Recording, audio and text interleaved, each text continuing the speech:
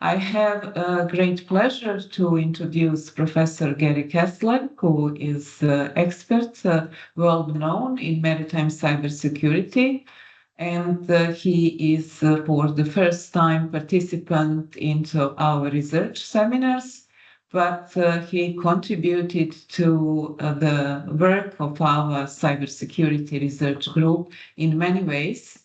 First of all, we used his book as a reference for the beginning of our research work, and also he was regularly guest lecturer at Mr. Dan Herring's regular courses at Estonian Maritime Academy of Taltech. So I would like to thank Professor Gary for all these things and meaningful contributions to our research and educational activities we are carrying here with within our Maritime project and also at Estonian Maritime Academy in general. And I'm very happy to see some colleagues for whom your lecture might be very interesting and eyes-opening. So thank you very much once again for accepting our invitation, and I wouldn't like to waste your time, so I will give floor to you. Please proceed. Thank you. Well, thank you very much. That was a very nice introduction and always a pleasure to be here. There we go. Okay, well, again, thank you very much. And so we're going to talk about, well, GPS and AIS interference in maritime. So at some point, I'll be happy to distribute the slides. So if nothing else, there's a little bit of a picture to remind you of all what I look like, but also my contact information. So after the talk, if anybody wants to contact me about anything, absolutely feel free. I am officially retired. I retired from full-time work about 5 years ago. I am busier now, I think, than I ever was while working, and I certainly have more titles now. So, but in any case, so the presentation, like many technical presentations, has a ton of acronyms and abbreviations. They're all here at the front of the slide set, if and when you get those. And I will try not to speak too much in terms of acronyms. I'll try to explain things as we're going along. But anyway, what I would like to do is talk a little bit about, well, I have a little soapbox I'm going to stand on first, talking about properties of information, but talk a little bit about basics of global navigation satellite systems and GPS in particular. This may be review for some of you, but I want to be sure that I'm setting some baseline expectations correctly, and then talk about GPS spoofing and jamming in particular, and then talk about the automatic identification system and sort of put all this together. As we're going along, if you have questions, feel free to ask. I actually am going to rely on hosts to read things in the chat for me or let me know when there are questions, because all I can see right now actually are the slides. So let me start with my first soapbox. What's that?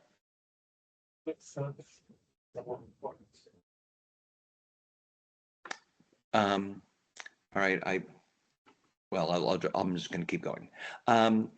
We throw around the word cybersecurity a lot. I am not a big fan of the word, partially because it was sort of a made-up word 17 or so years ago. I've been in the field since the late 1970s, and we've called it all sorts of things: information security, network security, computer security, information assurance. And somebody in the US Congress 15 or so years ago decided that none of those terms were sexy enough. And so all of a sudden we had cybersecurity. And back in the 80s and the 90s, we started to talk about information in terms of what was sometimes known as the CIA triad: the confidentiality, integrity, and availability of information. And back then, when we were talking about any information security event, there was some compromised one of these characteristics of information. In the 90s, a guy named Don Parker added three more characteristics, and that was the possession, authenticity, and utility of information. And the claim was that any event, cybersecurity event, information security event, whatever you want to call it, really what it was doing was compromising one or more of these characteristics. Either the confidentiality of private information was breached, or the correctness of information, the integrity was breached, information that you needed was not available, the usefulness of the information was suspect, the authenticity could not be demonstrated, and or your information was all still intact, but you did not possess it. And so everything we're going to talk about today, and whenever you think about any sort of cybersecurity event, um, I try to get people to think about it in terms of these six characteristics and what has been violated. Now, I'm going to get a little bit ahead of myself now because we're going to talk about spoofing and jamming of AIS and GPS. Well, clearly, confidentiality is not the issue here, but certainly the integrity of the information is being destroyed by the fact that we're making it up. If I'm jamming, the information is not available. If I'm spoofing, once again, the signals are also not authentic and they don't really have the utility we would like them to have. So again, my point being is we're talking about compromise to these characteristics. So in any case, having said that, let me jump right into global navigation satellite systems. Now, some of this is going to be background for many of you. And so I'm not going to dwell a lot on these topics, but again, with questions and comments, you can move me along or slow me down. You're probably all aware that there are four major global navigation satellite systems in the world. There's the Chinese Beidou. We'll talk a little bit about that. There's the EU's Galileo, Russia's GLONASS, and of course GPS from the United States. There are a couple of regional systems, NAVIC from India and QZSS from Japan. What I'm going to talk about will certainly pertain to all of these systems, although a lot of my focus is going to be on GPS. So there are commonalities of all of the satellite navigation systems. They're all pretty much working in medium Earth orbit, which means that their altitude is somewhere in the region of 19 to 23,000 kilometers. And certainly nobody should memorize any of that. However, the distance of the satellite from Earth is going to become really important in a couple of minutes when we talk about the power of the signal and why it is actually so easy to jam these things. So global navigation satellite systems uses terminology where we talk about the different segments, the space segment, the user segment, and the control segment. So the space segment naturally is the satellites. And then there is the user segment, which is our user equipment. So it's our GPS receiver. Your phone, of course, is a GPS receiver these days. So that's part of the user segment, or obviously could be standalone devices as well. The control segment, and this picture happens to be specific to GPS, is the ground stations that actually monitor the satellites and control whether they are in use, controls their orbit, ensures that the system continues to have integrity. And for GPS, you can see all of these monitoring stations and ground stations around the world. And you can also see they only really pretty much go so far up in the northern and southern latitudes. I mean, they're pretty much, you got the equator there in the middle, and this is where the control stations are. But obviously, this is so that there's 24/7 access to the satellites and control and maintenance. Something else we'll come back to talk about in a second. So I'm going to say something that many of you are going to shrug your shoulders and wonder why I'm saying in the first place. But I've been to enough meetings with people talking about GPS to be sure that everybody understands the same thing about GPS that I need you to understand. It says here the GNSS receivers determine position by trilateration. So basically what that means is I have my Earth station, which is a lofty way of saying I've got my cell phone, I've got my GPS receiver, whatever. That's my ground station. I am able to determine my position as long as I can communicate with at least 3 satellites in the space. It's sort of like when you're doing charting and plotting or navigation on the water. I need 2 lines of position to figure out where I am. I get 3 because it's better, but all I need are 2. And at the intersection of my 2 lines of position to known points, presumably that's where I am. And that's essentially the way GPS works. I am looking at 3 satellites, and the satellites are telling me where they are.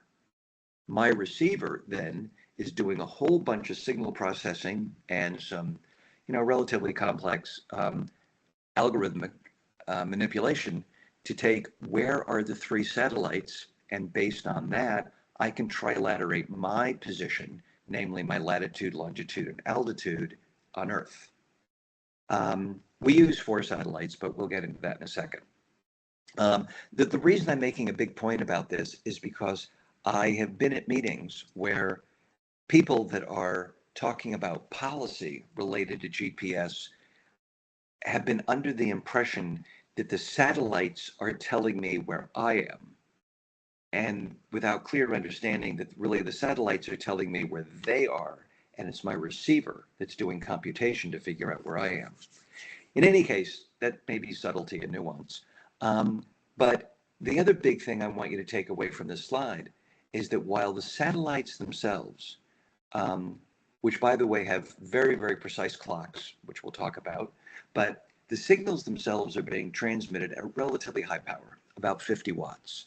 By the time they traverse 19 to 23,000 kilometers, they are at a power level of fractions of a watt. All of the satellites in each of the constellations, so again, I'll focus just on GPS right now. All of the satellites in GPS are transmitting in the same frequency in ultra high frequency L band. Again, don't worry about the fact that it's UHF or that it's L band, but the point being is that there are several frequencies that are used, but all of the satellites are sharing the frequency. And they do this with using something called code division or multiple access, and I'll talk a little about CDMA in a second. What happens is each satellite is assigned its own, effectively a unique fingerprint, called here a pseudo-random noise sequence. And so the receiver... The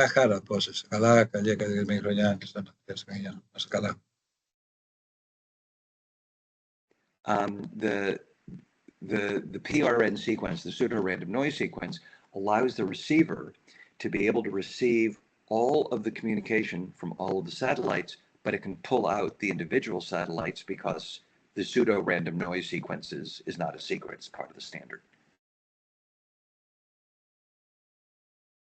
So having nothing specific to do with this, if you are able to get the GPS or actually any of the GNSS messages from NMEA 0183 off of a boat, for example, this is the kind of information that you will see on your vessel on the devices that are exchanging information. This is very much a side topic, but if you're seeing messages like this, I've built a parser that will parse messages like this,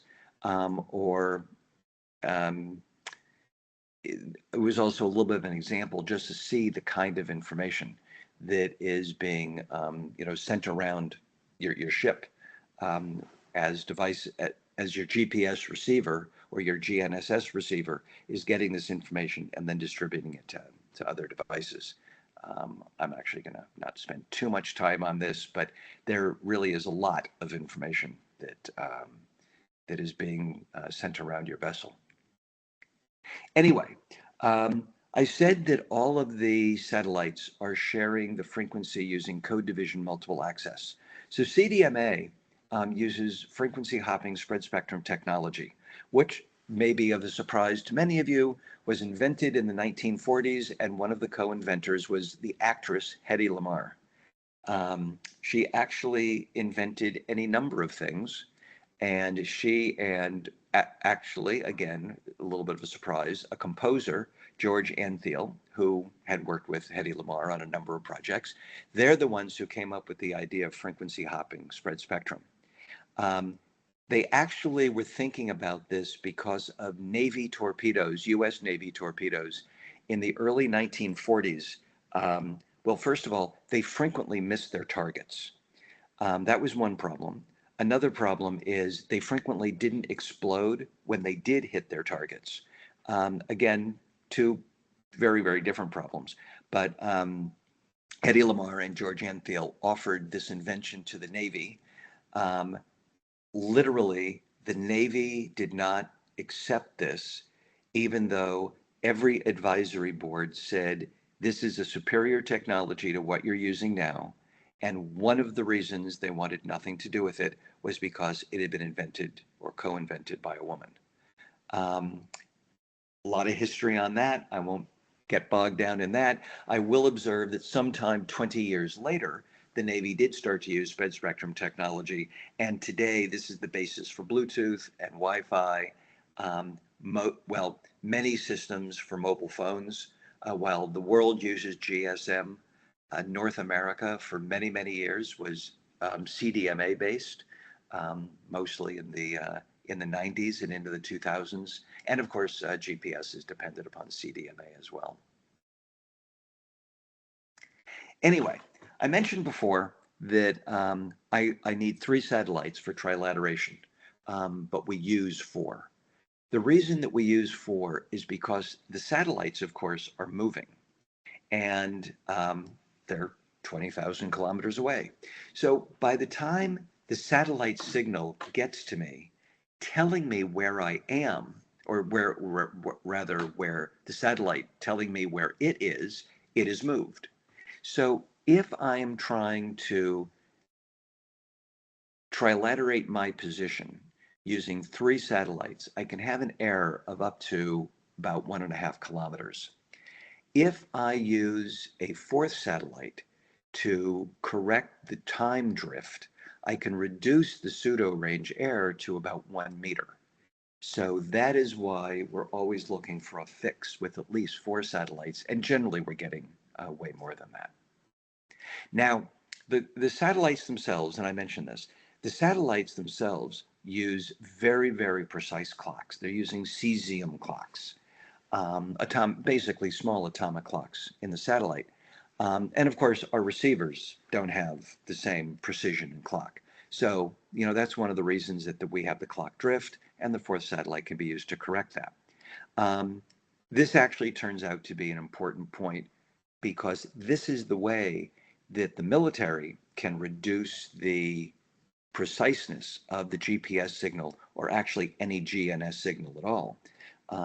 If I do not correct the clock bias, then there's going to be error. Which takes me to a little bit to the GPS background. GPS was developed in the United States. This was absolutely, clearly a military thing. The design criteria for GPS was to put 5 bombs in the same hole. And that's the level of precision that they want. Currently, GPS is managed by our US Space Force. First satellites started going up in the late 1970s. A lot of experimentation for how to get a satellite in the right orbit, how to get an atomic clock in the satellite, all that kind of stuff. Originally, the military had no intention of GPS being made available to civilians. One of the things that changed that was in the early 1980s when Russia shot down Korea Airlines Flight 007, um, which was just a coincidentally poorly numbered flight. But the Russians claiming that KAL 007 had intruded on their airspace, and they thought it was a spy plane because somehow they couldn't differentiate the profile of a 747 from a spy plane. In any case, um, the administration, our administration, President Reagan at the time, said, "Okay, we have this navigation system for military. We're going to make it available also to civilians." And so the military basically had what they called two positioning services, standard and precise. Standard positioning system would, a service rather, would be made available for civilians and would have 100-meter accuracy, and precise positioning service would be made available for the United States and allied military, and that's what would have the 1 meter accuracy. So again, the way they were going to give the two positioning services was by altering the clock. If you don't have a way to reduce the clock bias, you're going to have a little bit of error. In any case, the GPS right now has about 3 dozen satellites up in space. 29 of them are set healthy, which means that they are always constantly in use, and 24 are required for full coverage.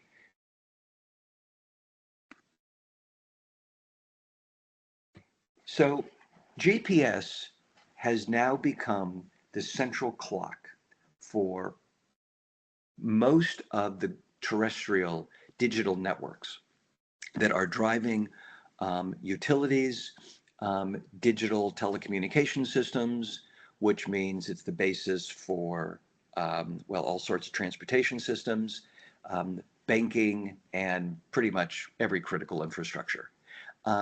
The reason, of course, we need precise timing in a digital network is we can transmit bits really, really fast. We just need to agree where's the beginning of a bit time. And for that, I need precise clocking. So I sometimes will point out that if we were to lose GPS, I would not be able to use my cell phone to call the power company to tell them the power had gone out. I mean, that is how dependent we are on GPS for timing.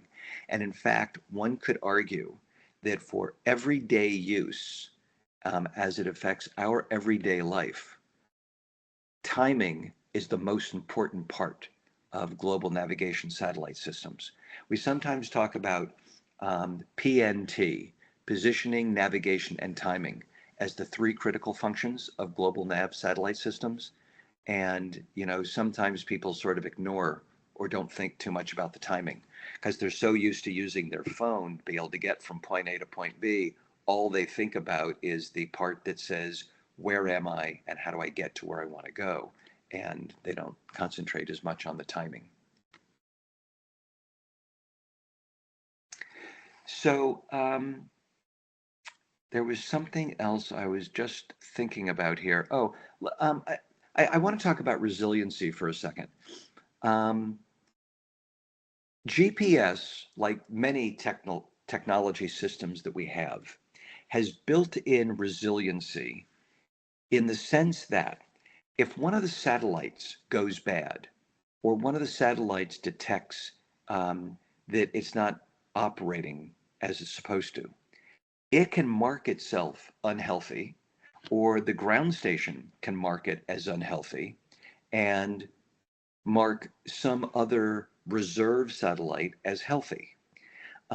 Basically, what I'm getting at is that we have redundancy built into the GPS system and all the global nav satellite systems because we have more satellites up there in orbit than we actually need to do the job. And the ground control stations are controlling which ones are being used. So if one goes bad, we take it out of service, we put another one in service, and then there's certain information that the satellites need to know about each other, and all the satellites communicate and they exchange that information. That is a form of resiliency where we think that nature is the enemy. and we just think that, okay, things are going to break, right? It is not an appropriate form of resiliency when you consider that there are adversarial nations, Russia leaps immediately to mind, that claims to have satellite destructive capability in space. And I believe the Chinese have actually demonstrated anti satellite warfare. And so you occasionally will have Vladimir Putin saying, I can shoot down all of the GPS satellites. And Russia probably can. Well, what kind of resiliency do we have in GPS to losing all of the satellites? And I will tell you, we have not very much. But that's also a different story. We'll get to that a little bit later on. Anyway, jamming of GPS is something that has been happening um, as a known technology since the early 1990s. Um, this happens to be on this page an alert from the US Coast Guard that came out in 2016.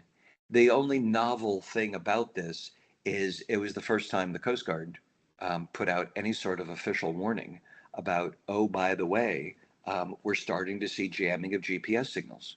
And of course, you all know what happens when you lose GPS. You no longer are able to compute where you are, and that can, of course, be very dangerous, particularly if you're in narrow waterways.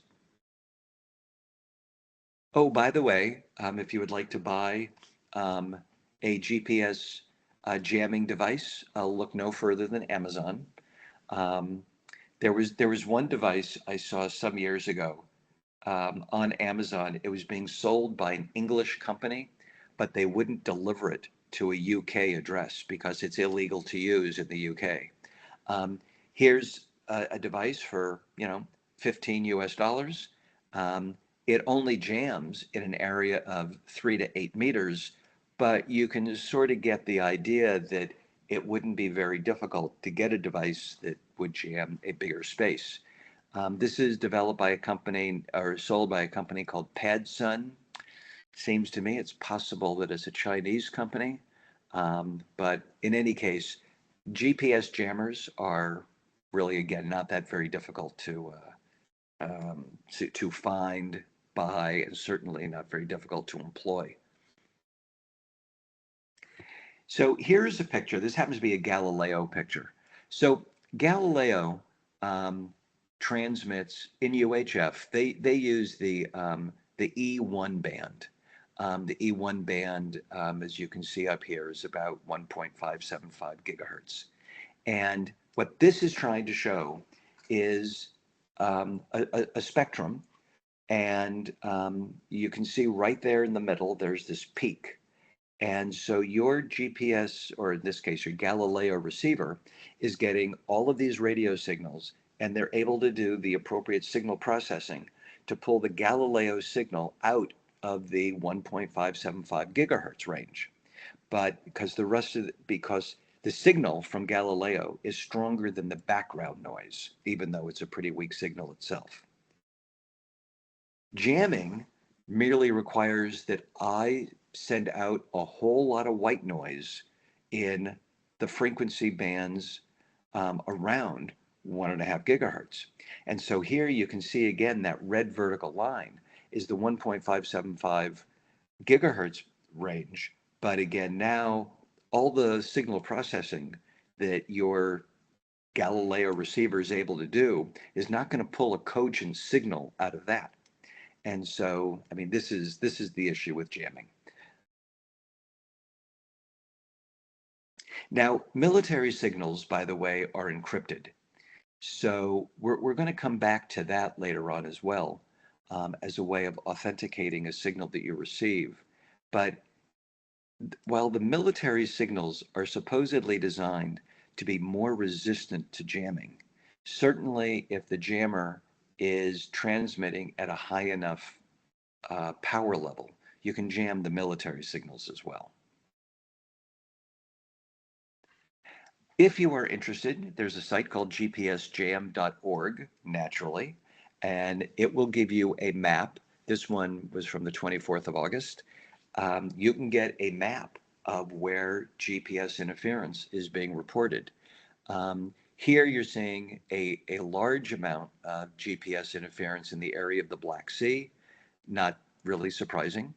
Um, there is also a lot going on in the Middle East, particularly during the recent conflict between Israel and Iran. We'll actually be mentioning that a little bit later on as well. If you are up in the Baltic region, and certainly I suspect in the region where you are, there are times where GPS is downright ineffective. I hear a lot from colleagues in the aviation industry that planes flying, in the Baltic, up in Finland near Russia, um, largely do not rely or depend upon GPS. Now, aircraft, by the way, have a whole pecking order of ways of doing automatic navigation, even in the absence of any global navigation satellite system.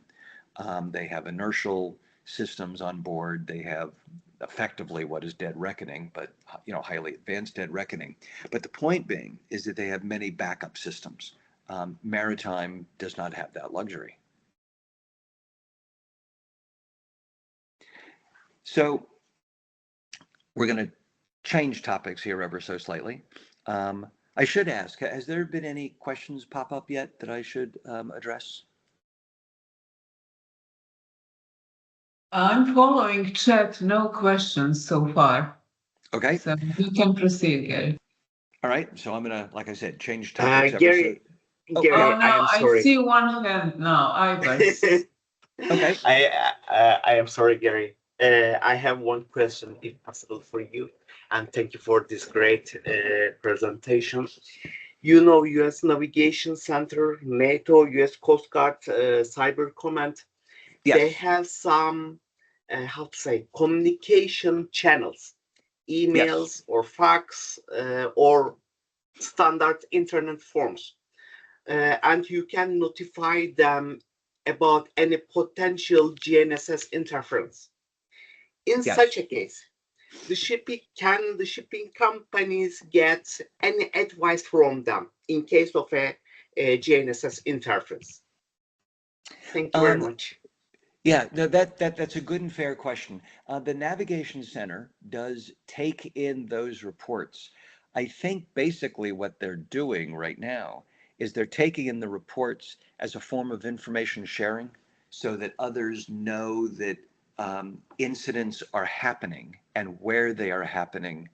I don't know that the Coast Guard is doing direct outreach, trying to give advice about here's what you can do, other than they provide the information that it's happening. And I guess if there's any known mitigation, they certainly will share that. But I don't know that they're providing the level of consultative service that I wish they would. Thank you very much, Gary, for your reply. We have another hand up. So, Okay. Mr. Pitt, please proceed with your question. Hello, I have a question concerning the basics.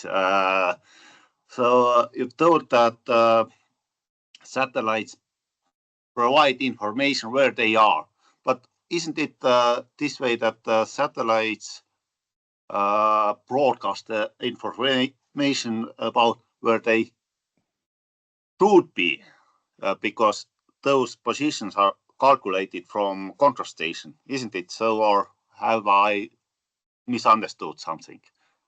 No, if I'm understanding the question correctly, it is certainly the ground control stations are providing information to the satellites so that to basically provide the basis for the satellites indicating their own position. And the satellites this is called almanac information. So the almanac is what is identifying the current location of all of the satellites. And all of the satellites know a little bit about every other satellite, which is why when you first turn on your GPS receiver, you don't get a very good location yourself of where you are. because the first satellite with which you communicate is only able to tell detailed information about itself, but it's able to give course or approximation of information about all of the other satellites. So you turn on your GPS receiver, you get sort of a very, very bad approximation of where you currently are, but then you quickly are able to determine your precise position because the first satellite is essentially telling you where the other satellites are. Did that answer your question, or did I miss it? I wanted to know that those satellite positions are pre-calculated, or they are somehow measuring their positions somehow. That was my. Okay. So it's able to measure its own position because of its communication with the control segment. Okay. Thank you. Okay. So, well, I'm going to continue then.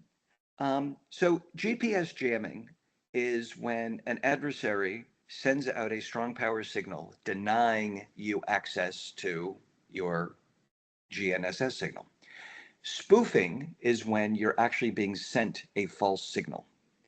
So we didn't start to see spoofing demonstrations until about 15 or so years ago. And one of the first spoofing demonstrations actually was done by a team at the University of Texas in Austin, and they actually spoofed a drone. And what they did was they instructed the drone to hover at something like 15 meters off the ground.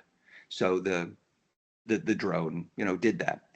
And then they told the drone, oh, by the way, you're currently at 20 meters, which caused the drone then to plummet 5 meters down towards the ground. In Maritime, the first demonstration, as it shows here, was in about 2013, where they put a team on a yacht in the middle of the Mediterranean called the White Rose of Drox. And they caused this $80 million yacht to alter its course merely by sending some signals and telling the yacht to move. I'm going to show you a short half-minute video on that in a second. But one of the key elements is that they built this GPS spoofing device for about $8,000 just using commercial off-the-shelf equipment. They didn't have to invent any gear. They just had to put it together in a novel way. So let me show you this video. It's about 1.5 minutes, and hopefully you'll be able to hear the sound. If not, I'll narrate. Tell me if you don't hear sound.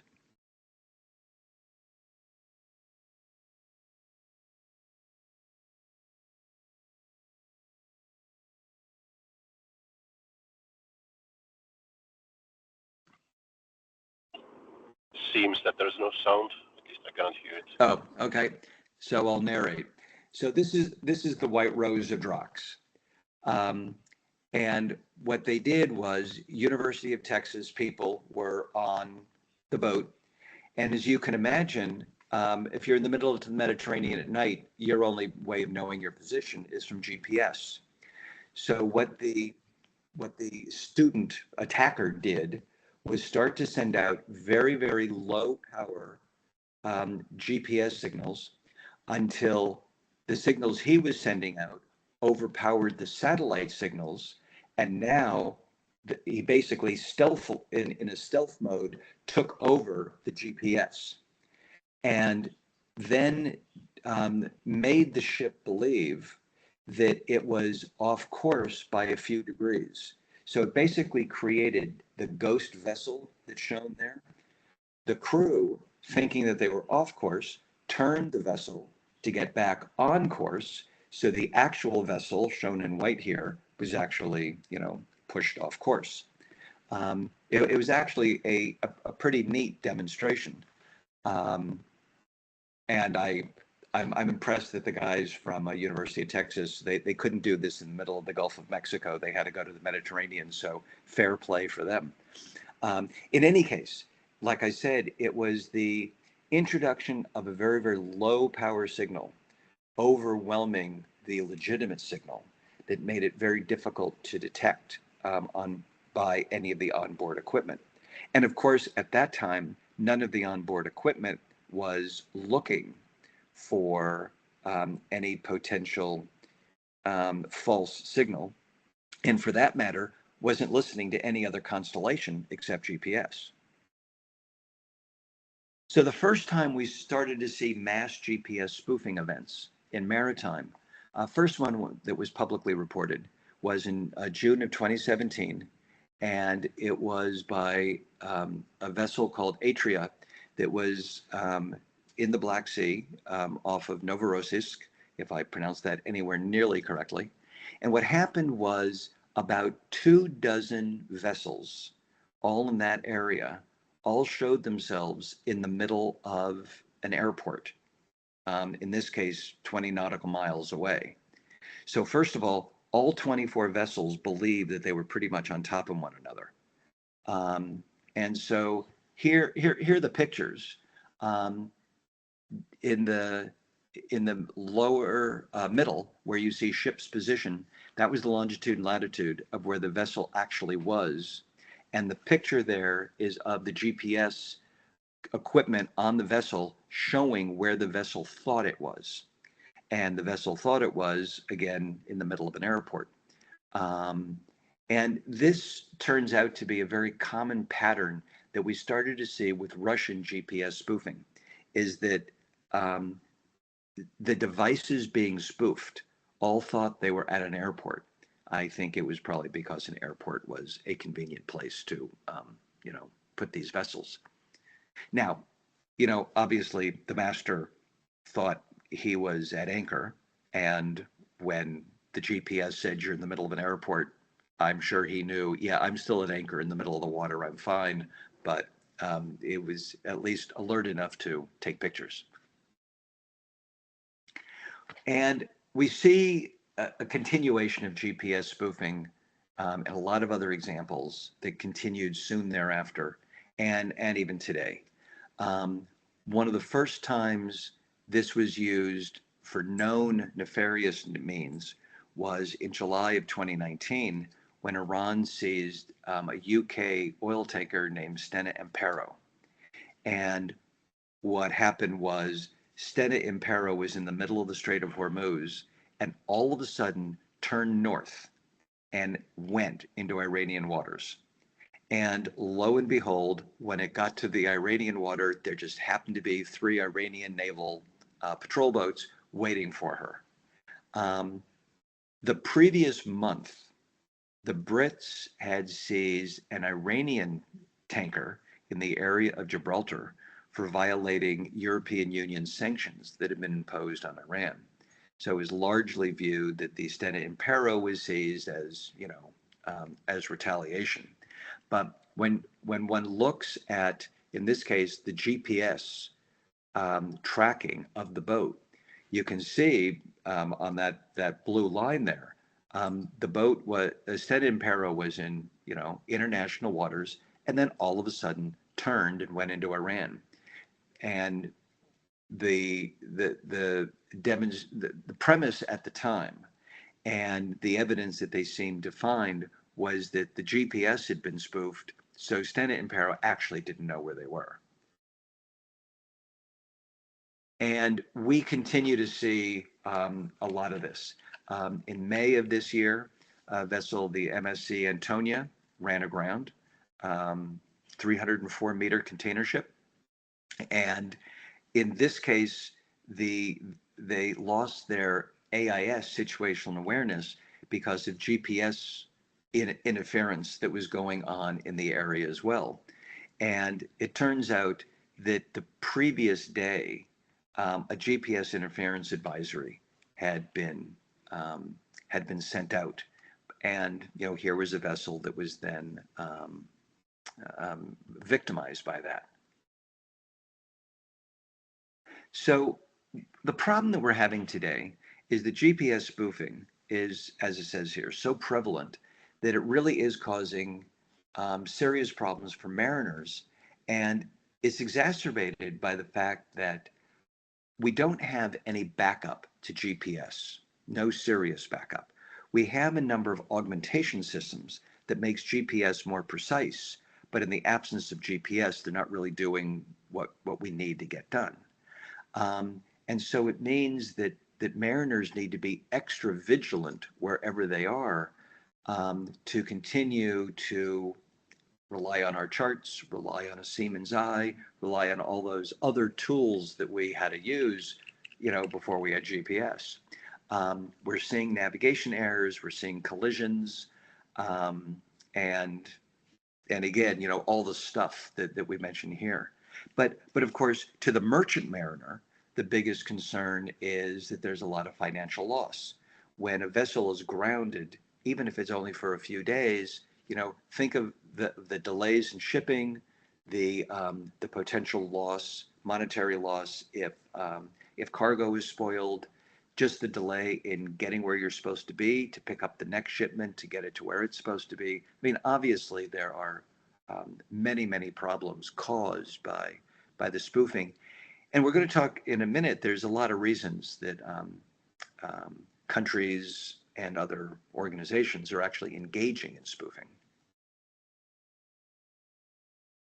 So I'm going to talk about one interesting one. It happens to do with a cable cut, underwater cable cut, but where GPS comes into play here. So last Christmas, and the timing actually is important here. At 12:30 local time last Christmas, in the eastern part of the Gulf of Finland, several power and telecommunication lines were cut. And it turns out, when one looked at the track line of vessel Eagle S, all of those cables were cut right along the same pathway that Eagle S had traversed. So authorities did a quick follow-up survey, and not quickly. This was actually in the aftermath. They did a follow-up survey, and they found a 50 nautical mile anchor drag line, all associated with Eagle S, and that anchor drag line was right through the area of where the cables had been cut. So naturally, the master and the first and second officers are charged with some serious crimes, and now they do the investigation. First thing you want to do, of course, is look at the voyage data recorder, right? Well, it turns out that the VDR stopped recording anything starting on the 18th of December and going through 1300 local time on Christmas Day. Well, as it happens, this model of VDR relied on GPS timing signals to know the date and time.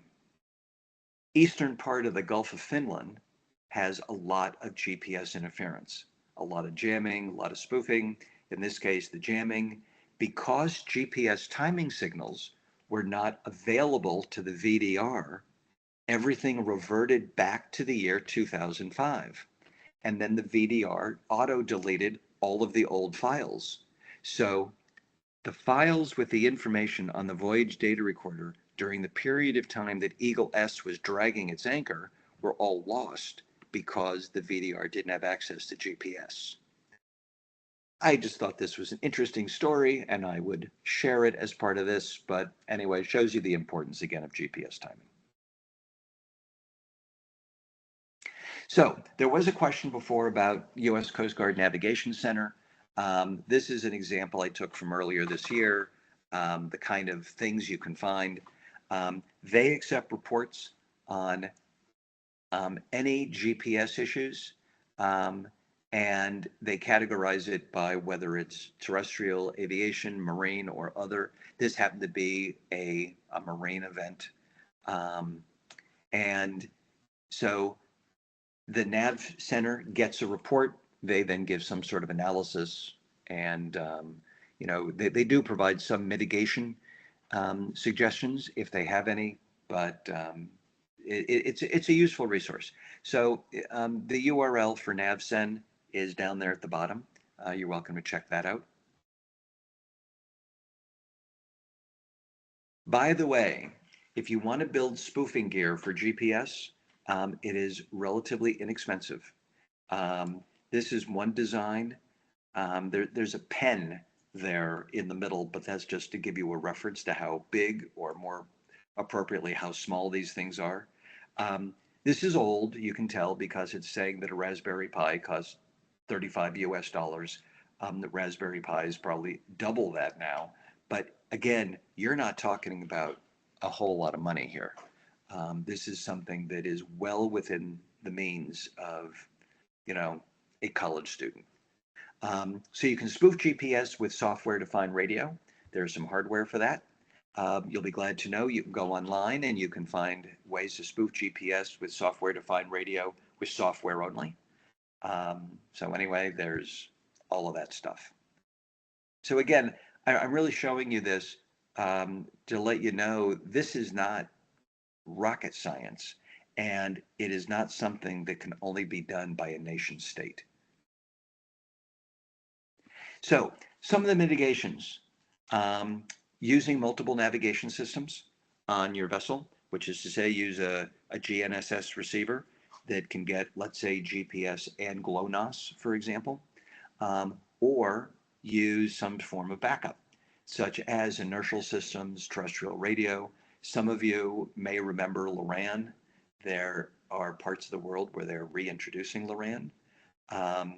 Regional coordination, sharing information about localized GNSS denial, making sure that the crew, particularly the bridge crew, is aware of what spoofing might look like on your boat, or more importantly, what syndromes you might see in your navigation gear that might give you an indication that some spoofing is occurring. There are ways where you can actually authenticate the signals. So, for example, I mentioned earlier that in GPS, military signals are encrypted. Well, Galileo now offers a signal authentication methodology. And in GPS, for example, you can authenticate that you are getting an encrypted military signal, even though you can't actually interpret the signal because you can't decrypt it. You can verify that you're getting the appropriate signal.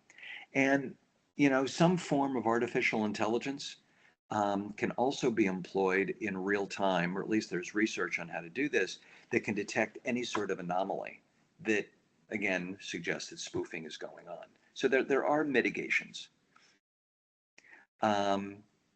And ways where you can actually detect spoofing in real time.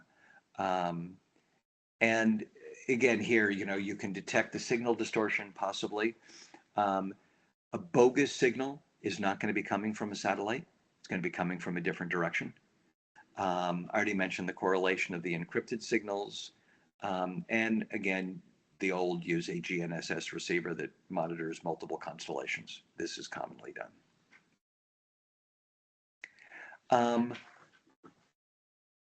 Just want to mention that there is GPS modernization programs going on. In GPS, right now the most current system we refer to as Block 3. The third generation satellite program started about 10 years ago. It is expected to, let's see, I think, well, it says here the last launch is expected next year. One of the satellites, by the way, was named for Hedy Lamarr. There is a new military M code, and you can read here, it improves anti-jamming and all that kind of stuff. However, the M code is designed for US and allied military. It still does nothing to help the civilians. And of course, merchant mariners are going to fall into the civilian category. And I want to mention a couple quick words about Beidou. So Beidou 3 is the latest generation of China's navigation system. Their Beidou navigation satellite system is what they call it. The constellation has 36 satellites, as it says here. Interestingly, they use all sorts of different orbits.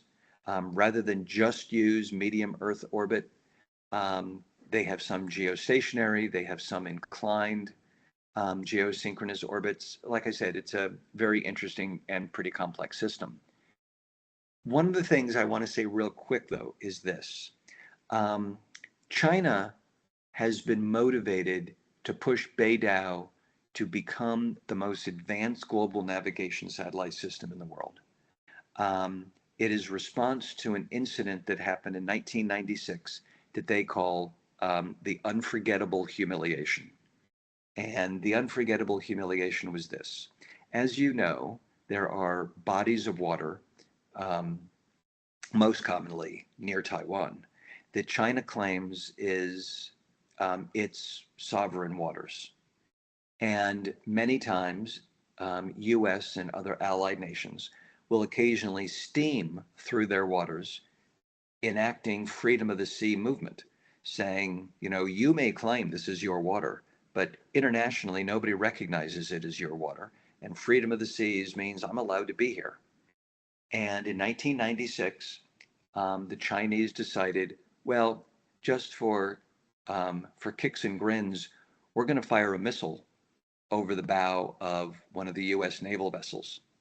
And they fired the missile. It was GPS guided, and the Navy jammed the GPS signal to the missile, and the missile fell into the sea. This embarrassed the Chinese. They have totally revamped not only Beidou, but also their augmentation and backup to Beidou, and have built a very, very large E-Loran system extending 1,000 miles out to sea. So, you know, the US would like to promote GPS as being the most advanced global navigation satellite system out there. And certainly, if you listen to anybody in my country from the administration who talks about GPS, we're sure to tell you it is the most advanced system. But if you talk to the experts, there's recognition that it is not. I mean, GPS is good, it's a great system, but there are other things going on in other parts of the world that we all need to be aware of. Okay, so I'm going to shift gears. Any questions before I jump into AIS?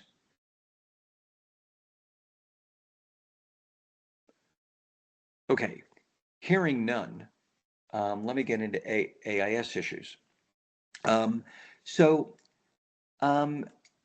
Again, I'm going to assume that most of you know what AIS is, so I'm not going to dwell too much on the background. It is, of course, a situational awareness system whereby, well, vessels can share information about their position, their course, their speed, etc. I'm going to tell you a quick, sort of humorous, funny story. Well, it's a personal story. So last October, I was on a 36-foot, about 12.5-meter sailboat, catamaran, with some friends of mine, and we were sailing north from Florida to Vermont. And we were in the Chesapeake Bay. And at 3 a.m. on the Chesapeake Bay, there are a ton of lights because every buoy is a lit buoy. And of course, there's a fair amount of merchant marine traffic. My friend's boat had an AIS receiver. I had asked them about AIS before the trip started, and they thought they had an AIS transmitter, but in fact they didn't. But we had an AIS receiver. So in any case, we are going up the Chesapeake at 3 a.m. I happen to be on helm watch at the time. And I hear over the radio, boat that appears to be a sailboat. Boat that appears to be a sailboat. This is the Pedro J, about 1.5 miles from you. And I knew that the Pedro J was there because we had an AIS receiver, right? And I realized, well, I must be the boat he's talking to because, in fact, the Pedro J was 1.5 miles away. And I knew this from AIS. So I call him back and I said, this is Woodchuck. This is the sailboat 1.5 miles from you. He said, I want to make sure that you can see me and are getting out of our way. And I called him back and I said, yes, sir, we see you. I am getting out of your way as quickly as I can at 5 miles an hour. Now, if we had had an AIS transmitter, which we did, by the way, for the rest of the trip, but if we'd had an AIS transmitter, he would have known not only our name and known for sure that we were a sailboat, he would have also known our speed and our course, and he would have known that we were not on a collision path. That, by the way, was the single incident that was able to cause me to convince my friends, we have to get an AIS transmitter on this boat. In any case, I loved being on the water with other professionals. In any case, AIS has been around since about 2002, SOLAS Convention, Safety of Life at Sea, and it applies to all sorts of vessels. I only really care about the merchant vessels right now, although there is a warship exemption. Warships do not have to transmit AIS information. Now, as many of you may know, there are a whole bunch of data aggregation sites, this is taken from marine traffic, and this is showing traffic in the Med and going into the Black Sea, and it's just a snapshot one day. You sort of get an idea of each different color, obviously a different type of vessel. Here, by the way, is information that I have on Atria. This is from Vessel Tracker, and with Vessel Tracker, I can find out where a vessel is based upon whatever their AIS is. This happened to be a picture, a snapshot that I took back in June of 2022 when Atria happened to be, I think, in Galveston, or I guess they were in Houston. By the way, among the other information that I can get on a vessel is latest ports, latest waypoints, news. I can also find out that Atria was sold in 2023 and then renamed the Stromboli M. In any case, I mention all of this because it's part of the data leakage that we really have associated with AIS. AIS was designed to be situational awareness in real time. It was not meant to be tracked and saved and become part of a permanent history. And that actually is one of the potential problems with AIS aggregation sites. This is a vessel called Suzuka. I was tracking Suzuka because the first time I saw Suzuka, I was scuba diving in Jamaica, and we just happened to be diving in the area of the welcome buoy, and there was Suzuka steaming through a few hundred meters away, and it was probably the first time I was ever diving even that close to a big boat. So I keep an eye on Suzuka every so often. But this is showing Suzuka's track.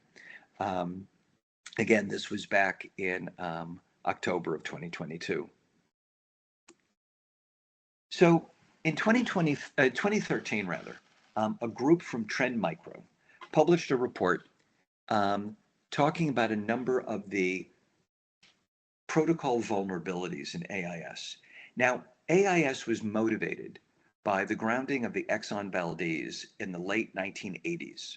So it was designed in the 1990s. In the 1990s, people weren't thinking about, how secure does the system need to be? And besides, it's a situational awareness safety system. Who's going to, screw around with something that is there for safety? At least that was the thinking. But what Trend Micro identified was that AIS did not have any form of message integrity, which is to say, you had no way of knowing whether the information in the message was actually correct. You had no way of checking whether the message had bit errors.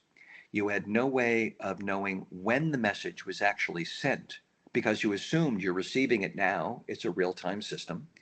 And you had no way of authenticating that the device claiming to send the message was actually the device that actually did send the message.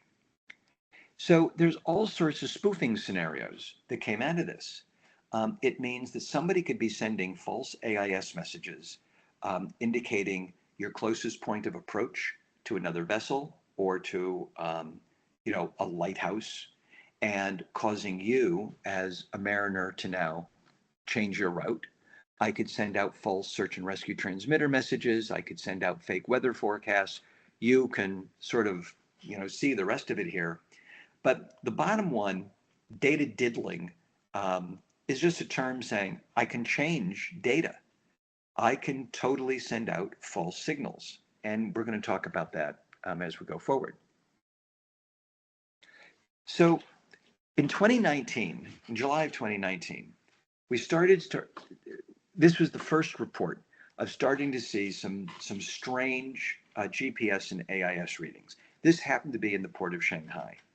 And you can read the narrative here. This was written by the master of a vessel called the Maritime. And essentially what happened was Maritime was instructed to go to a particular berth in the port of Shanghai. And the master noticed that AIS was telling them that there was a vessel in the channel making 7 knots. And then all of a sudden the vessel disappeared from AIS. And then the vessel came back and appeared to be at the dock, and then was underway moving 5 knots, and then was underway at 2 knots, and then was stopped, and then was back at the dock. And this pattern just kept repeating. Obviously, there was some signal spoofing going on, because that's just not the kind of malfunction that you would expect to see on your chart plotter.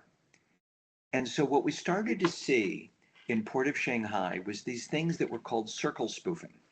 So all of these red dots are indicators of a vessel that were in various places in the area of the Hangpu River. And the yellow is one vessel in particular. So this vessel was coming south on the river, and all of a sudden turns east, goes into downtown, drives around in a bunch of circles, and then all of a sudden is back on the river. But notice all the red dots that are in the middle of the city. I mean, the boats obviously were not all sitting there. Now, in this case, nobody was 100% sure what was happening or where this was coming from, but these were all vessels that were known to be in at least the general area. And this is just a slightly more close-up picture. So we also started to see circle spoofing in other places. This is circle spoofing in downtown Tehran. This circle spoofing is interesting because this all was taking this chart, all these circle spoofs were taking place off of Point Reyes in California. So this was right off of San Francisco on the west coast of the US. What was notable about this was because the vessels that were being spoofed, and that's where all these lines point to on the west coast of the United States, all of the vessels being spoofed were in the Eastern Hemisphere at the time. So this was a slight escalation that we started to see. And now we come back to the Strait of Hormuz, where to this day, disruptions are continuing. And so it's interesting to spend just a moment talking about this. I'd mentioned that during the 12-day war between Israel and Iran, which was from the 13th to 25th of June this year, during that period of time, it was estimated that more than a quarter of the vessels transiting the strait encountered some form of GPS spoofing that interfered with their AIS. And there were also a lot of AIS messages being sent out by, as it mentions here, more than half the boats that were sending out messages such as vessel is China owned, it's Russian crude oil, no contact with Israel. Again, trying to send out messages, basically leave us alone. Vessels frequently will do this when they're near pirate territory, armed guards on board, things like that. In any case, here is a snapshot from the Strait of Hormuz on the 25th of August. which was only a couple of weeks ago, just to give you an idea of the amount of traffic that is in the Strait of Hormuz. And in particular, you can't really see this here very well unless I expand it. But up there, there is a little square that I've expanded. And notice in the middle of the land area, there are a dozen vessels that are driving around in a circle. And again, I found this on the 25th of August. 7 of these vessels were cargo ships. 1 was a passenger vessel, 2 were tankers, and 2 were not transmitting what type they were. So they were of an unknown type. If you want to see circle spoofing like this on any given day, go take a look at the Port of Hormuz or the Strait of Hormuz and just look real closely on land, or go look in the area of the Black Sea, particularly Sevastopol, and you will frequently see this kind of stuff going on. And just as another, I'm going to show you a quick video here, just to give you an idea of how busy the Strait of Hormuz is. This is a video taken on the 13th of June this year, and vessels that were broadcasting an AIS vessel type of 80 to 89 are tankers. So this is what this fellow who took this video was able to show.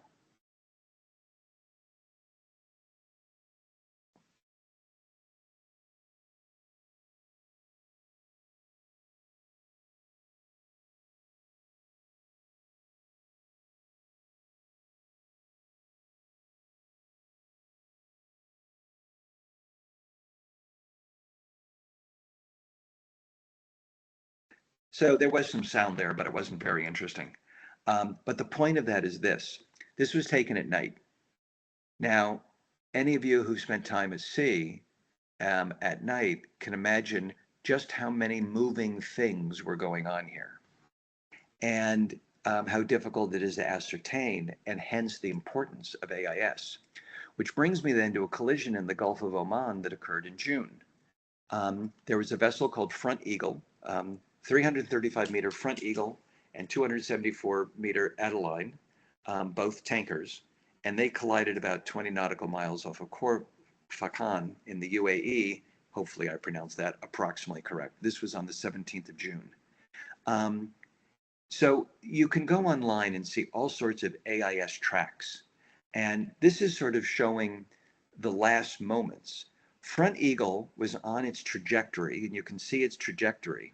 And all of a sudden, it turned right, going right towards Adeline. And Adeline, for its part, was on a trajectory where it appeared to be making a turn that was possibly evasive action, unclear. But the point being is that while this AIS track only shows those 2 vessels, imagine how busy of a waterway it was. But on top of everything else, because of the conflict that was going on, there was a great deal of GPS interference going on. So all of the navigation signals were sort of suspect at the time. So this was, again, one of the problems with AIS and GPS spoofing and jamming, and relatively recent. By the way, the first large-scale AIS spoof that made it into the databases was back in 2020, where dozens of sailboats sailing across the North Atlantic were shown. Well, their tracks were shown, but in fact, the sailboats didn't exist. What was happening was there was a game, and the game allowed people to simulate a sailboat race. So that's what this particular website was doing. All of these tracks were based upon the simulations, and somehow all of the AIS tracks got fed to an aggregation site, not over the air, but somehow was fed to the aggregation sites. And so the aggregation sites started, again, this is now part of the historical record, all of those vessels, and there's no way really to go back and say, nah, this one was false. Although if anybody's looking for a research area, I have ideas on that. So with all of this, why would anybody spoof AIS and GPS? And there are any number of reasons, mostly nefarious. Some vessels will in fact spoof their own AIS by sending out false messages because they want to, well, basically they want to go dark and they don't want to be seen by pirates, or they don't want to be seen by maritime authorities. There is a lot of illegal, unregulated, and unreported fishing. And you know, when you mention this to people who aren't in maritime, sometimes they think, okay, so a fishing boat, you know, is stealing a red snapper. But of course, that's not really what's going on. We have entire fleets of fishing vessels that are illegally going into another nation's waters. And this could impact that nation's economy, their food supply, their environment. And there's a lot of that going on. Spoofing your own AIS to avoid sanctions is another one. Identity laundering to mask criminal and smuggling operations,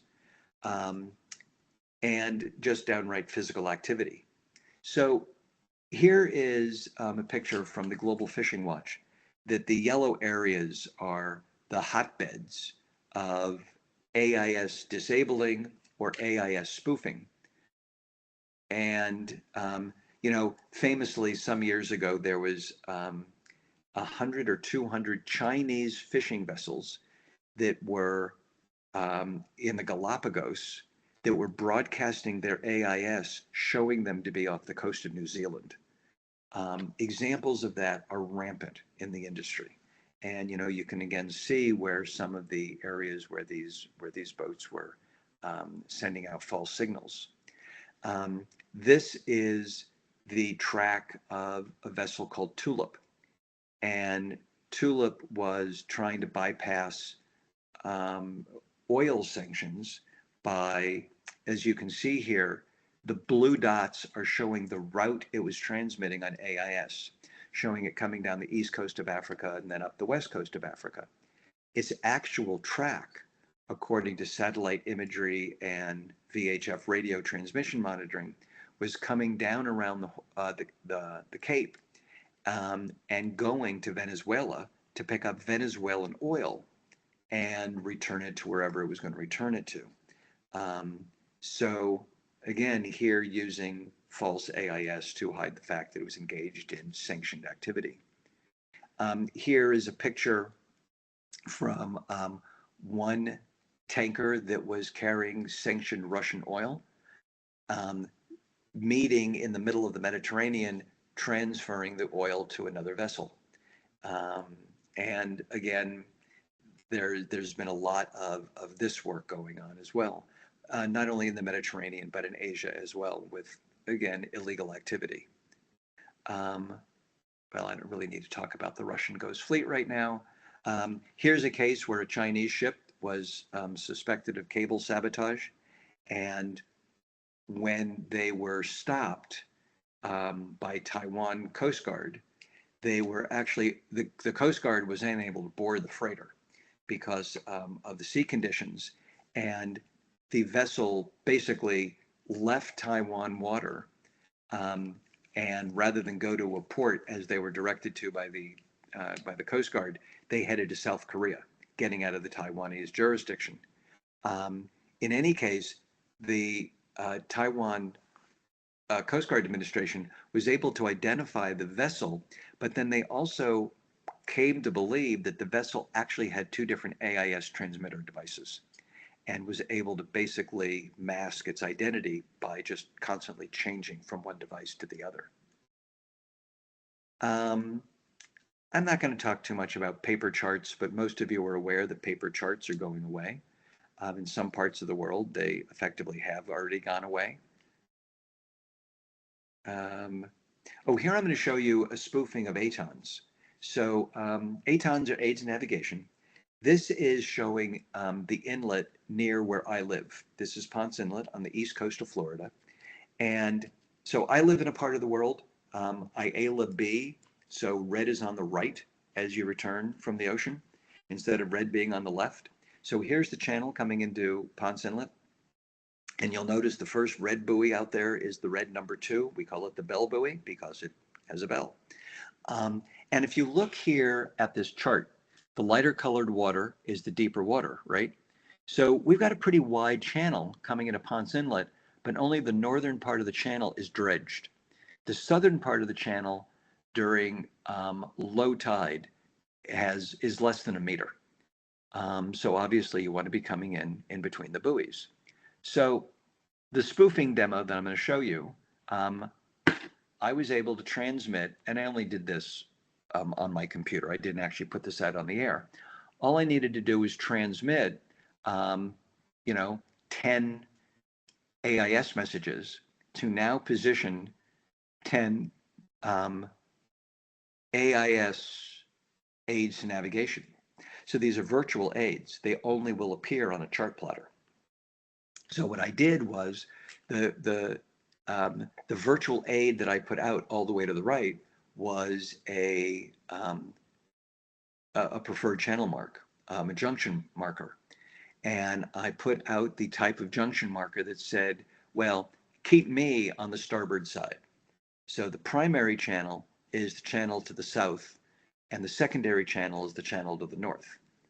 And now the rest of the ATONs are defining a new channel.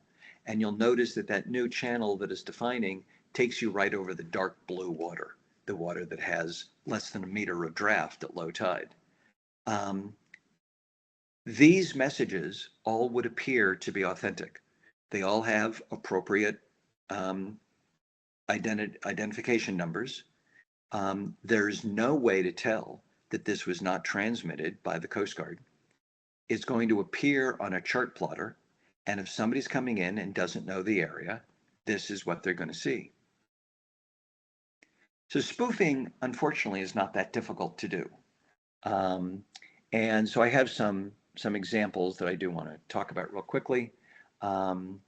So one of the things we started to see in 2020 was an increase in the amount of warship spoofing. So here was, this is one of the articles that came out, but they were talking about these 6 naval vessels, all NATO vessels, and each color is a different vessel. And these are all pictures of these vessels in the Irish Sea. And the reason that this is important is because satellite imagery showed that these vessels were actually not there. This is the AIS track of the 6 vessels. But as I said, the vessels were actually in, a lot of different places. This was probably one of the most interesting because this is the spoofing that took place in June of 21 in the Black Sea is probably amongst the first that really got publicized.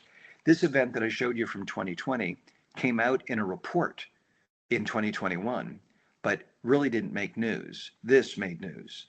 So the story here was this.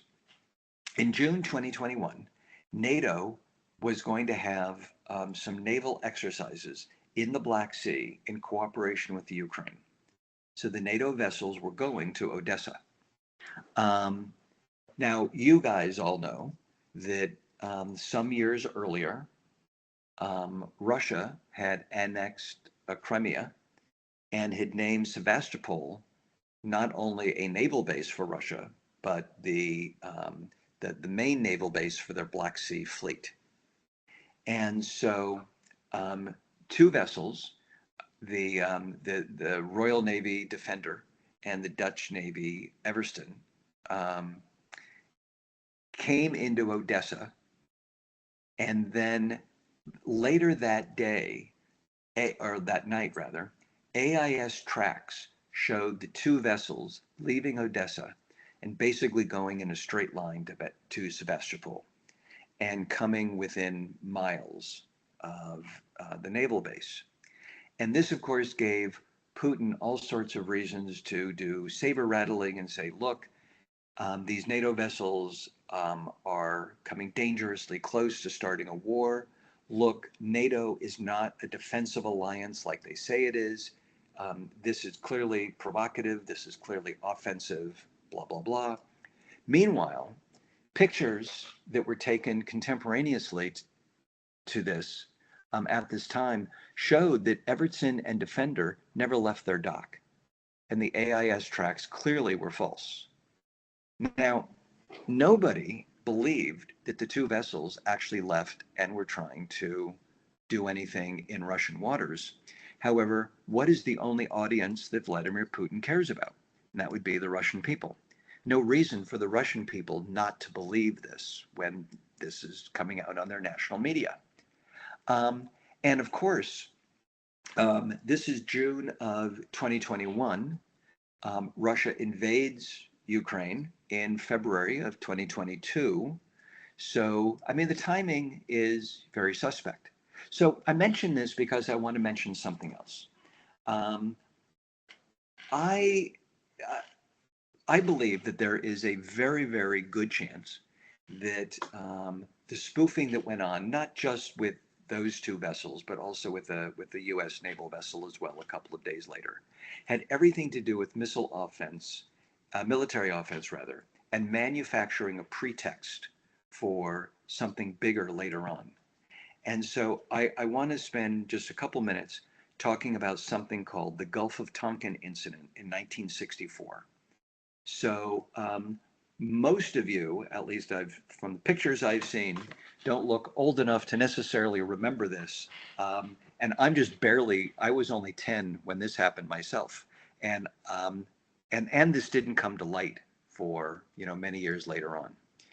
In early August of 1964, I believe on the 2nd of August, a U.S. naval vessel called Maddox came under attack by several North Vietnamese patrol boats. The attack actually happened. We know it happened because there was a bullet hole in Maddox. And Maddox returned fire, I believe, sank all 3 North Vietnamese naval vessels. I believe there were casualties on the side of the North Vietnamese. That was the first Gulf of Tonkin incident. Now, it was known that at the time, President Johnson, Lyndon Johnson was our president at the time, wanted to escalate the war in Vietnam. We were there supposedly only doing defensive operations. And so he was ordering the Navy to provoke the North Vietnamese into a response. And on August 2nd, he got the response. And again, that was the first Gulf of Tonkin incident.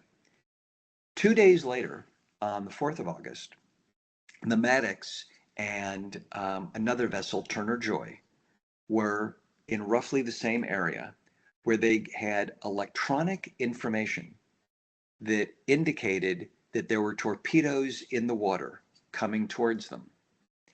Now, the torpedoes were coming from approximately 10 miles away, which is to say, over the horizon. Why anybody would fire a torpedo from over the horizon is unclear, but Maddox and Turner Joy started to take evasive action. And as they took their evasive action, there was more electronic signatures that they were under attack. There were aircraft from a nearby aircraft carrier that couldn't see what was going on because of cloud cover. Meanwhile, the Maddox and Turner Joy, sure that they were under attack, returned fire to somebody, and eventually everything stabilized. No torpedoes in the water, nobody got hit, nobody got hurt. But this was the second attack in 2 days. This was called the second Gulf of Tonkin incident. And it happened because of misinterpreted electronics intelligence. But it was not misinterpreted for nefarious reasons. It was misinterpreted because it fit the narrative of the day. 2 days ago, the North Vietnamese fired on me. Why wouldn't I believe that today they fired on me?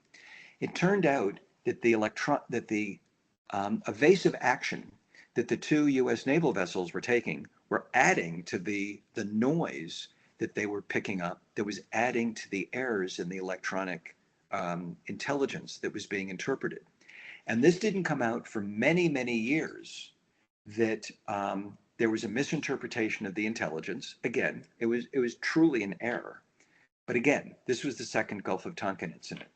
Based on that, the US Congress passed the Gulf of Tonkin resolution, which changed the US posture in Vietnam to one of offense rather than defense. And 10 years later, at least 50,000 US lives lost, not to mention the tens of thousands of other nations' lives lost, did we come back to say, we went to war based on false intelligence. And so I look at the provocation of Putin, or rather Putin making up information to make it appear that NATO was provoking Russia into being the pretext for an attack into the Ukraine. I see the historic parallels. In any case, we have seen military use of AIS spoofing. Last year, a report came out from the Chinese Coast Guard. One particular Chinese Coast Guard vessel, 21543. These are the AIS tracks over a relatively short period of time. There's no way that a vessel could have been in all those places in the period of time over which these AIS tracks show. And I will observe that spoofing is not that difficult. I myself have built an AIS spoofing tool where all I need is to run the script and give identifying information about the vessel, tell the vessel where I want it to be. And in this case, I want it to be, I believe that's the port of Rotterdam. And so right there, you can see the USS Lake Champlain steaming in the port of Rotterdam. That's what it looks like in OpenCPN. This is what the route looks like when I put it into Google Earth. If I can make a plausible GPS route, well, so can anybody. Now, I said before, and so I'll say it again. So I did build an AIS spoofing tool. I built it because it was part of some of the research that I was doing. It was a natural extension of some of the research I was doing. It turns out that my spoofing tool is actually not perfect. It would, in real time, look real, but if anybody looked at it historically, it wouldn't really resist any close scrutiny. And so it dawns on me that we could use some forms of AIS tools to be able to look at a track, determine whether it appears to be legitimate, and furthermore, there are syndromes of legitimate routes that would not appear in a spoofed route. And I'm going to guess that that AIS spoofing tools probably leave a fingerprint of what tool was being used. So I think that AI has a role to play. One of the other things I want to throw out real quickly is that AI learns from the data that it finds in various places. Some of the historical data is poisoned. We know it to be bad, and we don't want that to be part of the learning of AIS detection, AIS spoofing detection kind of, any sort of software. So here's an example of some AIS data that was taken from a particular container ship on its way to Miami. And you'll notice that the timestamps, this is all from May 1st, 2021, and they're just grabbing the information about every 5 minutes. And you see the latitude and the longitude and the speed and all that kind of stuff. And the latitude and the longitudes and the speeds, appear to be plausible because we're not moving very far. But if you look down at the bottom two entries, and I'll just highlight them for you, the difference between the latitude here is really, really high, whereas all of the other latitude differences are maybe, well, they're certainly way less than a tenth of a degree. Here, all of a sudden, we're moving up by, well, more than a tenth of a degree. So in fact, what we're showing is that we moved 7 nautical miles in 5 minutes. That would suggest that this vessel's moving 88 knots. Well, first of all, a container ship is unlikely to be moving at 88 knots. And in fact, its advertised speed is 15 knots, well, 14.6. So in any case, this kind of information could be easily found or easily seen by some form of AI that could quickly tell you in real time, we don't think this information is correct. So like I said, if somebody's looking for a research topic and knows about AI and stuff, something interesting to work on. So in any case, I'm mostly done with this part for now.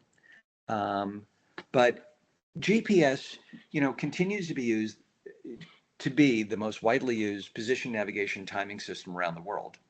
It is resilient against, natural breakage of things. It is not resilient to a direct attack, by which I include spoofing and jamming, not to mention actual destruction of the satellites.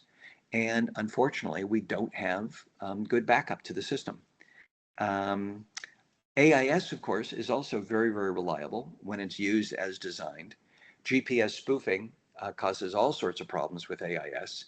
And AIS really wasn't meant to have permanence of information and to be used for things like sanction enforcement and that kind of stuff.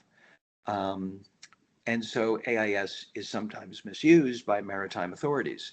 But we also don't really have a good way to secure the underlying protocols, which is, another issue for us. So with that, well, that part's done. So I'm going to, if I can, get control of my cursor here. So I'm going to stop sharing and go back here. And if there's questions or comments or anything, this is a good time for them. I would like to thank you, Professor Kessler, very much for your excellent presentation. And for the beginning, before I open the floor for the questions, I already see several. I have two short questions. The first one is regarding the slide number 7, when you mentioned the actual satellite navigation systems. And my question is, due to your knowledge and expertise, which of those has the sound global coverage? And the second one is, if we assume that we have officially approved AIS on board the ship, is it possible to switch from one satellite navigation system to another, assuming that we change the datum of our electronic charts that we have? Thank you. So let me go back to the first question. I think I missed the actual question itself. Yeah, you mentioned several satellite navigation systems. Right. Yep. And my question is, which of those have a good global coverage? Oh, okay. So the four global systems, BeiDou, Galileo, GLONASS, and GPS, all have very, very good global coverage.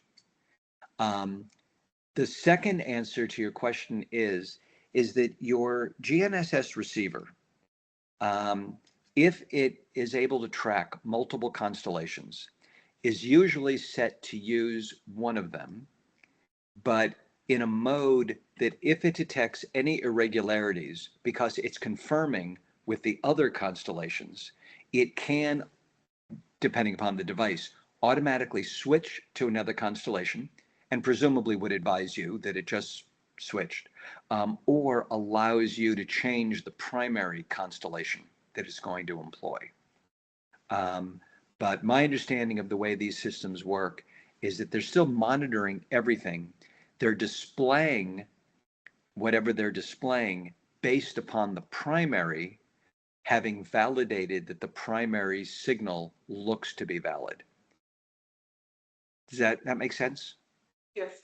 Yes, thank you very much. Now I will open the floor for other questions, and I can see one hand up. Joseph, please, can you proceed?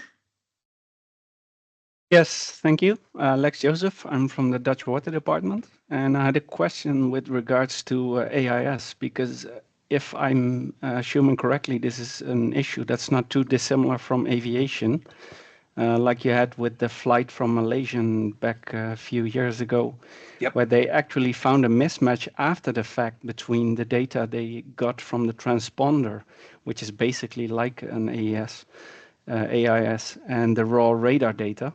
Yep. And I was wondering, is this actually being used for validation or verification at the moment?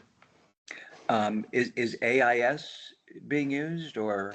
Yeah, or is it being matched against raw radar data actively, where this is possible? Because you don't have coverage everywhere, of course. Of course. So let me say, well, I'll say two things. I'm going to actually hold your question for just a second, because what I would like to show you, let's see if you can all see this. So this is an app that I have on my phone that right now is tracking 11 GPS satellites, 7 GLONASS satellites, and 11 Galileo satellites. So if I can get this on the camera. So that's what I'm able to see here where I am right now. And actually that really related more to the last question. But now going on to your question. So in aviation, of course, they don't have AIS, but they have ADS-B, which is more or less their equivalent. When ADS-B is denied GPS, they have, I may have mentioned this before, a whole pecking order of backup navigation systems. In maritime, I am unaware of any system that tries to validate AIS to radar, which actually would be a really, really good idea, since AIS is showing me targets and presumably my radar is showing me targets. So the short answer, I think, to your question is no, there is no such validation that I know of that's being used. Okay, thank you very much.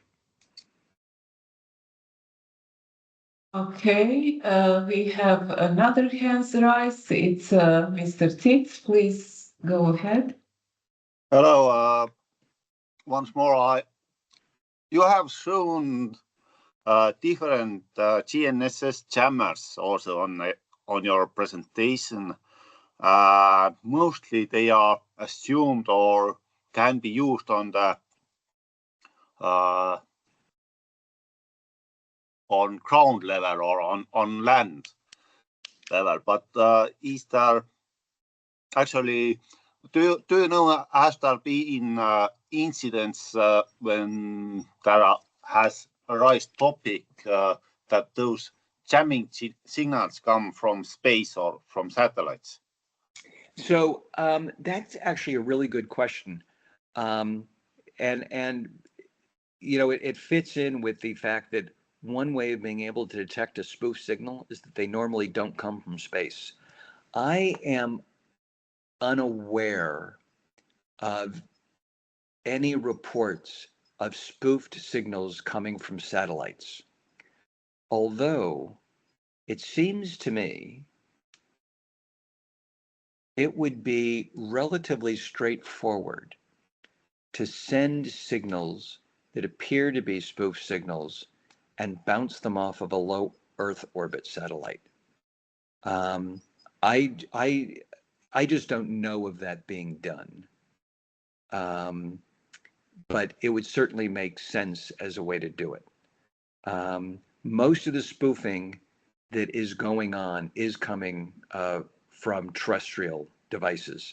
And in the Israeli-Iranian conflict, and certainly in the Russia-Ukraine conflict, we're seeing the GPS spoofing coming from mobile devices. Some of the early spoofing that we started to see when I mentioned Atria and other vessels being in the middle of an airport, there was a lot of that kind of spoofing going on. And it was a surmise at the time that whenever Putin was on the move,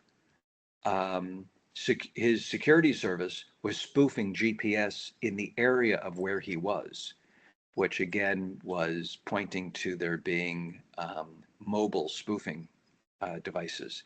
And so most of the spoofing that I'm aware of has come from mobile devices on land.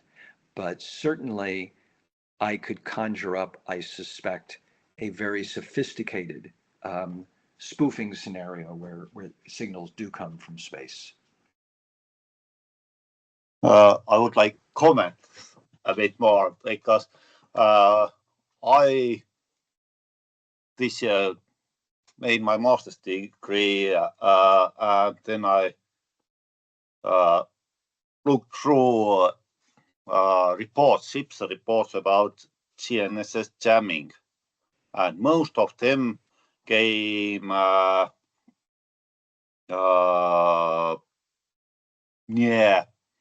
the near the western part of Gulf of Finland. Okay. And it doesn't seem very logical that they were jammed from Russia, because the distance from Russia to this place, those places are approximately 200, 300 kilometers away. Sure. So you can't have the signals can't travel so this way.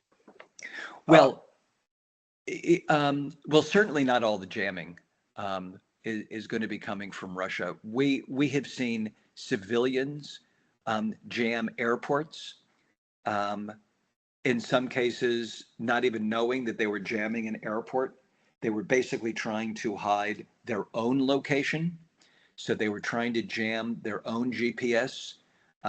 We had a case in the United States many years ago, famously at Newark Airport, where there was somebody who drove a delivery truck, and the delivery truck had GPS so that the owners could monitor the truck. And the man was having an affair at a hotel near Newark Airport. So he would turn on a GPS jammer so that nobody knew where he was. Well, it was also jamming the airport. So we see that kind of jamming going on certainly all over the place.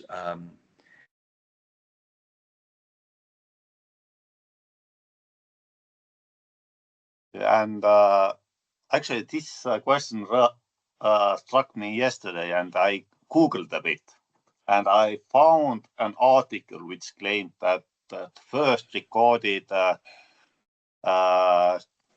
jamming from space was in 2021. I may try to find that article and put it to the chat also, if you are interested.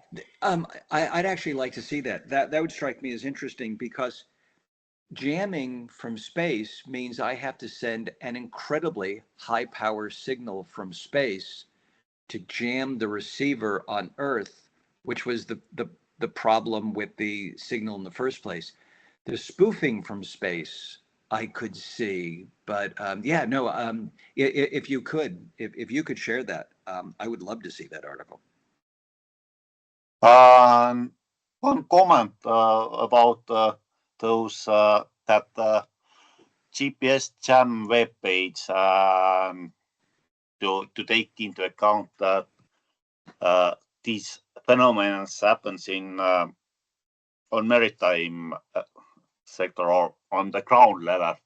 And there was a research paper where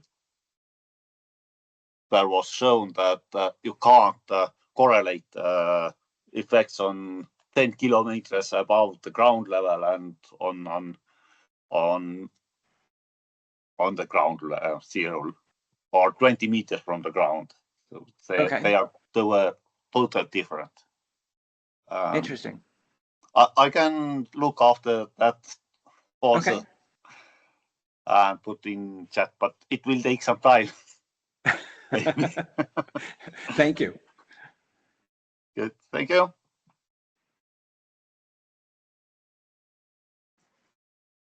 Do we have any more questions for Professor Kessler?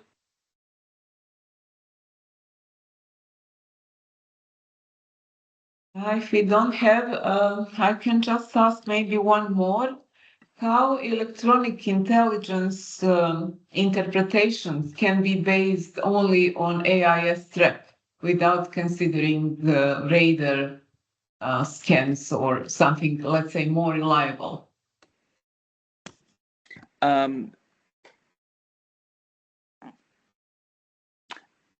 Could you ask that again? I'm thinking that through. Yeah, referring to the example of Danish ships that were moving elegantly from Odessa to Sevastopol. The electronic intelligence reports stated that there were suspicious movements of those ships towards Sevastopol and so on. How such a kind of intelligence reports can be justified only by AIS signals, not by radar okay. scans Yeah. or something else, more reliable, let's say. Yeah, I think, unfortunately, that AIS is in a state today where you probably can't fully rely on AIS for pretty much anything. But there are so many other ways where we can validate AIS information completely using a completely different system, basically using satellite imagery. There is so much coverage right now of satellites taking pictures of things on Earth that certainly over any sort of distance and time, we can validate where vessels are. And there's also VHF traffic. In many cases, maritime administrations are, talking to ships that are transiting their area, and they're keeping records of these things. So AIS, again, it's highly reliable and highly effective if the system is working like it's supposed to work. But since there are ways in which I can introduce bogus information into the historical record, I think before I made any decision based upon something that I only had by AIS, I might validate that with satellite imagery as well. Thank you very much. Do we have any more questions or comments? If not, I would like to thank Professor Kessler very much once again. Oh, we have one. Yanni, please go ahead. Yes, it's been preoccupying me a bit about several days ago, the European Commission's president, Ursula von der Leyen, her plane on arrival to Bulgaria was jammed apparently by Russia. The GPS system's plane and the pilots had to land by paper maps. Yep. Which seems really like an escalation, quite serious. I know it was a chartered plane as well. And I know in 2024, there was also a Finnish airline that was on approach to Estonia that they suspect was jammed by Russia. And I'm wondering, some articles said that it was low flying satellites. Does that sound logical to you?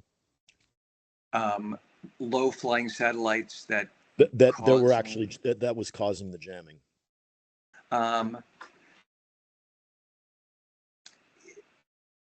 The answer is I don't know. I haven't read anything about that. But certainly I read about the recent incident, and yes, it is very, very alarming.